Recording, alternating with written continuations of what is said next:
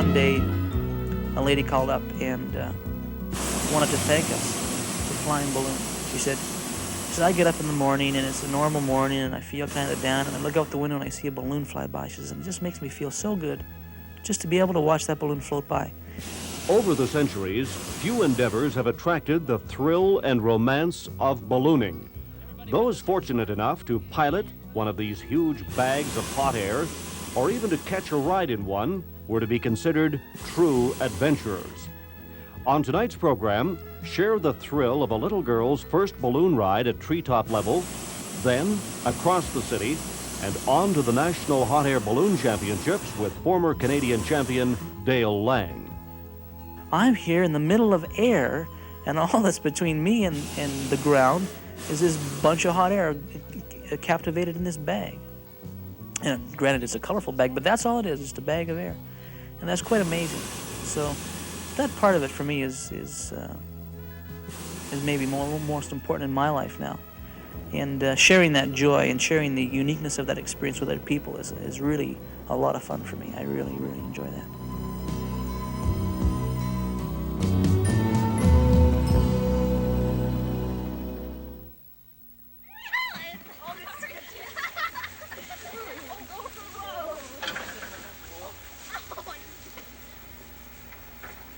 Every balloonist knows, and every would-be balloonist will soon find out, the sport requires you to give up many things, mostly sleep.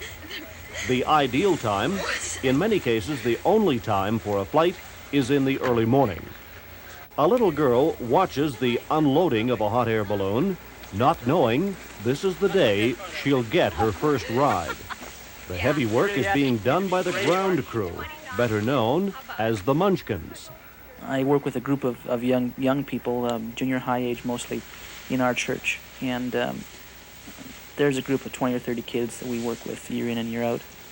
When you got a group of kids with you, you rather than, hey, group of kids, you can start using all kinds of names. And I started calling them Munchkins. And I let them name the balloon. It was a brand new balloon, and we hadn't had a name for it. So I let them name it, and we called it the Munchkins Express. Dale says the most dangerous part of a balloon flight is the launch. At the site, he checks the wind direction and strength, and the balloon envelope is laid out according to the direction of the wind. And then we start the inflator up once we've got all our gear attached. And two people will hold the mouth or the bottom of the balloon open, and this air will blow inside. I'll go around and check the balloon and spread it a little bit more and make sure that the top opening, which is how we deflate it, is in place. I clamber into the basket there and start using the burner to heat the air in the bag.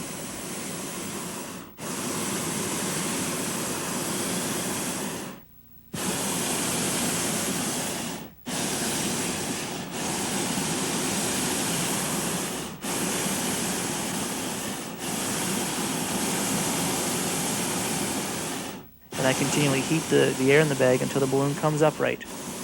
And that whole thing is only about a 15 or 20 minute process.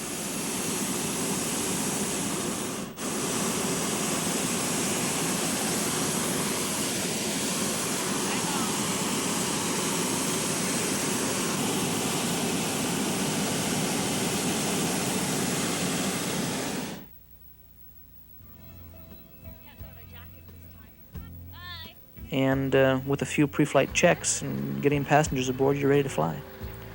And chase crew will pack the inflator fan back in the truck and chase us along the roads, and we're off flying.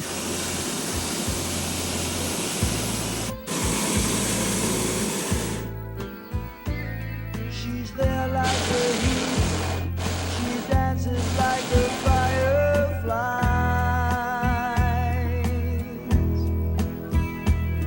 I'm torn like the wind. There's magic in her eyes. I'm a slave to her love. I'm fooled by her disguise.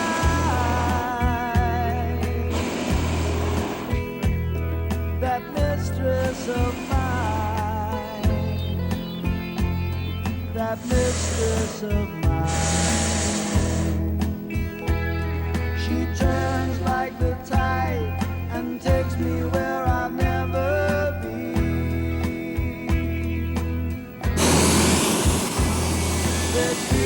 at her side. She's a lady and a gypsy queen. I'm caught by her spell. Sometimes I wish I'd never seen that mistress of mine, that mistress of mine.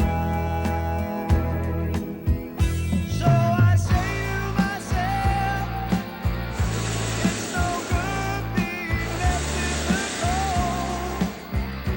It's no fun to be out on the shelf, and so sad to be lonely when you're old. But I never give in. I accepted the way that she lived. But could I ever start again if I cease to share the love that she gives, that mistress of mine?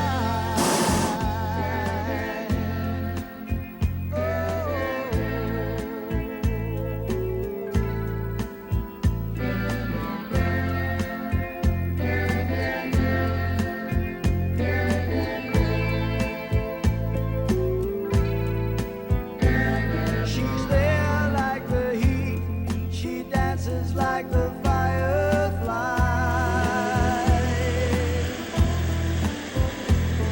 I'm torn like the wind, there's magic in her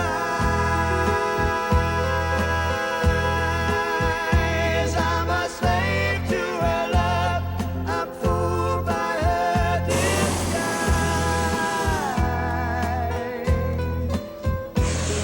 That mistress of mine.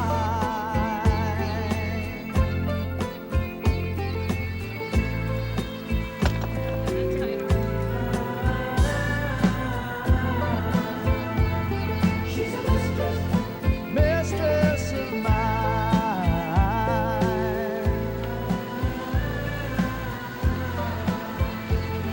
She's a mistress of mine.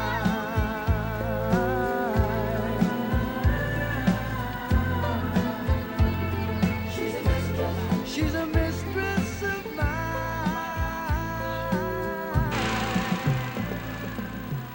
The balloons most people are familiar with are the commercial balloons that linger over the city. Calgary has slowly gained the reputation of balloon capital of Canada because of its many commercial as well as privately owned balloons. The Munchkins get a once-in-a-lifetime opportunity to fly over the city as the commercial balloons are preparing for the flight.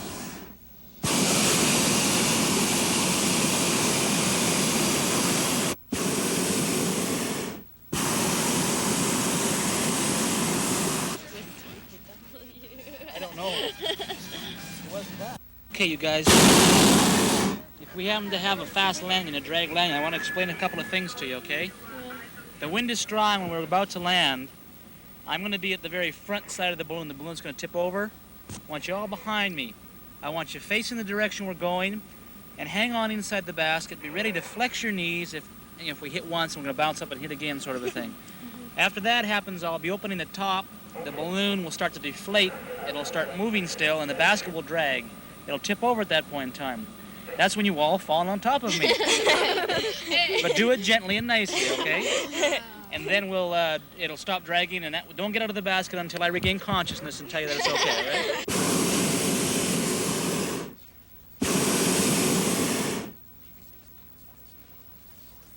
Good morning, Calgary. This is Balloon Mike Whiskey. Do you read? We're airborne here with 3 other balloons out of the CFCN Hill area, heading in an easterly direction. I'm squawking 1200 on the transponder. We started in '74 with Macklin, and we just put a little banner on the balloon. We'd purchased the first balloon and flew around the city a few times for him, and it just grew and grew and grew. And now you've got a half a dozen commercial balloons here, and a few in Edmonton, and a number down east, and it's going to continue to grow. Does anybody recognize anything other than downtown? A train. A train. You're sharp of eye, Fraser. Sharp Count of the eye. cards. People want to get close to a balloon. They want to see a balloon, and everybody knows the balloons in town. I bet if you called up any 10 people, 9 of them are going to tell you they know the Macklin Ford balloon, and the other one probably, if he doesn't know the Macklin, probably seen the Callie Keith balloon or something. Dale, where are we gonna land? Well, that's a question I can't tell you until we're about to hit the ground.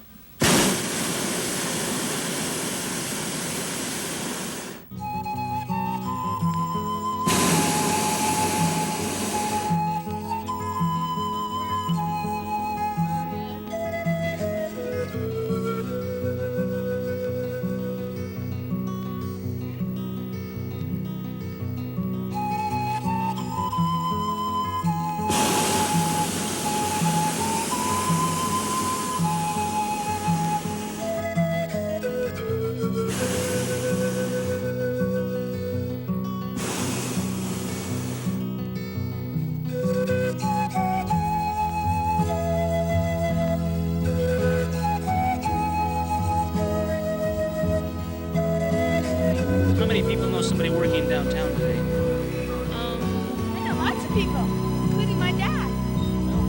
Well, we're gonna fly around. We'll see some of them, right? There he is.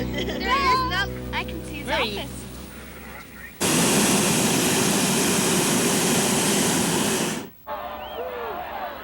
A favorite target for the balloons is McMahon Stadium, gauging the wind direction and selecting a takeoff point so the balloonists will hit the stadium. Now and then, they get lucky.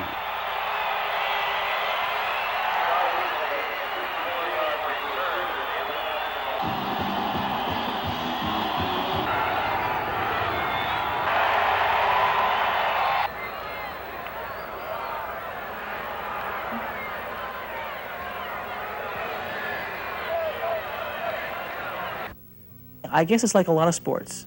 Maybe you've experienced this.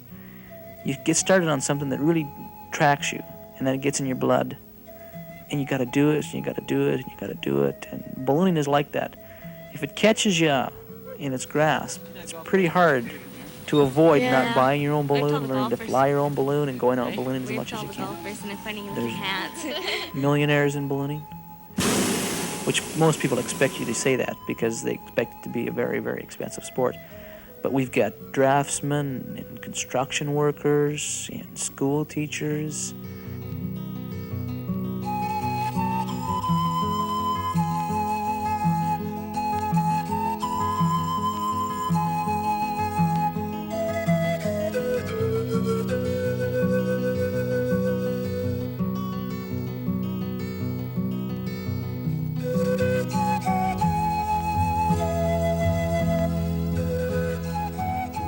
This flight ends on a city golf course at mid-morning, and as usual, the crowds gather. Even the golfers patiently wait for the munchkins to fold up the balloon and take it off the fairway.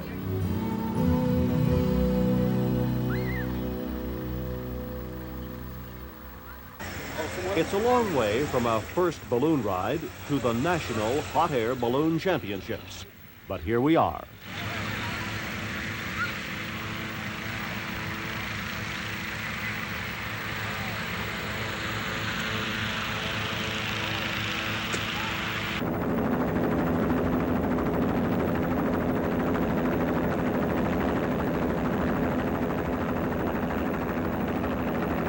The championships are based on a series of different tasks, with the overall winner accumulating the most points. One competition is the hare and hound race, where one balloon takes off about a half hour before the competitors, who must chase it. The hare balloon hits a wind shear that distorts the balloon. It's not a thrill you go looking for, but it looks more hazardous than it is. The first Canadian Hot Air Balloon Championships were held in Grande Prairie in 1979. The first winner of the Canadian title was Dale Lang. Well, it was the first national championship in 1979, and everybody knew it was the first, all the pilots, all of us that had been in ballooning for a few years. And there's a special meaning to something being the first. And I wanted to win it. along with about 40 other guys. And about 10 of those other guys were deadly serious about it as I was. And I wanted to win it, but not at the exclusion of my enjoyment of the sport, at the exclusion of doing anything to win. No, that wasn't that important. But I decided I would go up there, I would make the best effort I could, and I would, every race, would do my best and see what came of that.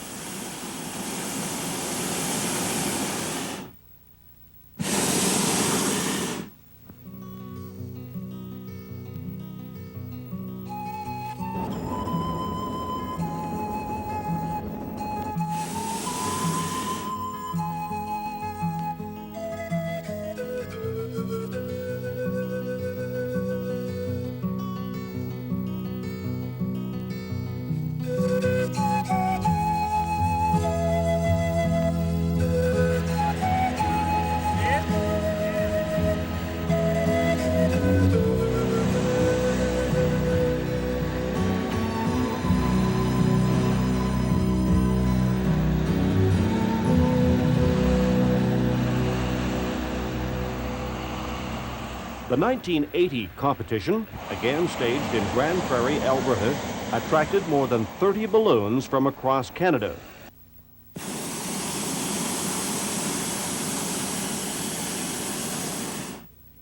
And there would be a new champion.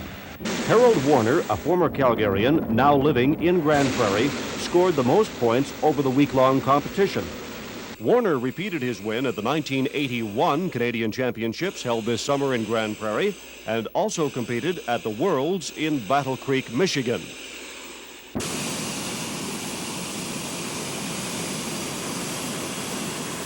The history of ballooning is somewhat erratic. The first hot air balloon ride is believed to have been organized by the Montgolfier brothers near Paris in 1783. They built a balloon that was powered by an open fire, fueled by straw and other material. The first passengers were a sheep, a rooster, and a duck. Although that first flight was a success, gas-filled balloons came into vogue, mainly because they were more convenient. Hot air ballooning all but disappeared for almost 2 centuries until it was revived by the American Air Force in 1959. From their experiments, sport ballooning really ballooned, thanks to fireproof synthetic fabrics and compact propane burners.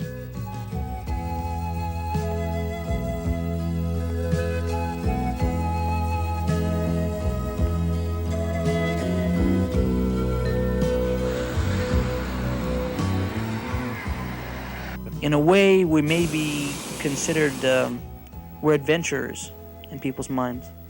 We've done something that certain people won't even think of doing, and other people dream of doing. You know, people dream of, why, you know, we get people calling up for balloon rides and they say, I've always wanted to go up just once because I know it looks so nice and I just want to try it once. And that's what happens. And I think because of that, I think the closest comparison in modern history would be the old barnstormers. You know, the World War I type guy who flew in his biplane. He'd come over a little town and he'd dive bomb it a couple times, land, and take people up for rides. And he'd do an aerial show doing acrobats, and the people would marvel. And I think that's the kind of thought that comes to mind when people think of a balloonist. Here's this crazy guy doing this wild thing in this seemingly precarious bag of air, and it's colorful and it's pretty and it's an adventure. And of course, there's so many stories that include balloons as part of the adventure. You know, 80 days, you know, around the world in 80 days, and all this sort of thing. And people can feel close to that sort of experience. They, in their dreams, it's the kind of adventure that kids read about. And everybody was a kid once. So those dreams are still there. And when you see that balloon fly by, there's a reality to it now, and people really enjoy and really want to get involved in that. Most competitions involve throwing a marker after navigating a given course. The competitor must throw his streamer and hit a road. No easy task.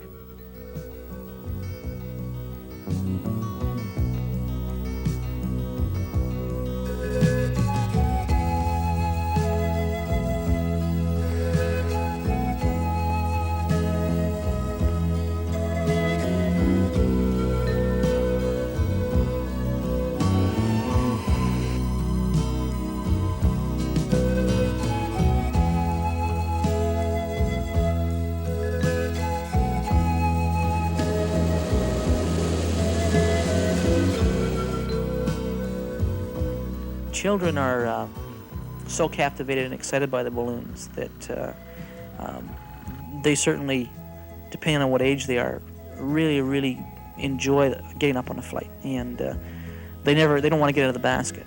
Like I say, it's a dream thing for people, and kids are always dreaming and always reading the stories of adventure, and that's an adventure for them. No one had more fun at the Nationals than the Munchkins, who again crewed for the former champion, Dale Lang. They came up, and they acted as balloon crew all week. I got them out of bed at 5:30 every morning, and they all got up, and they, no complaints. And they came out, and they'd help unpack the balloon and inflate it, and then we'd fly and we'd land, and they'd pack it all up again.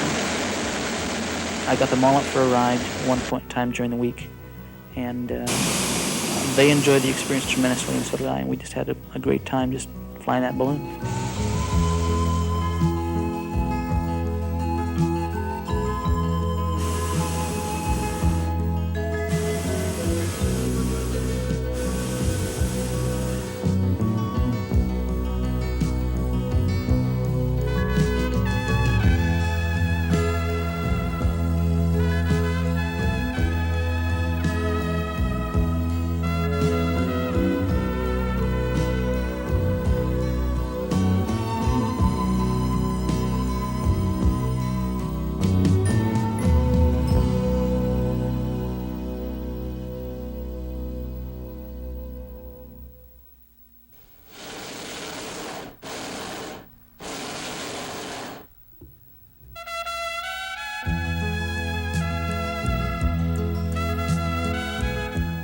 Ballooning has done a lot for me as a person, and it's an exciting thing to do.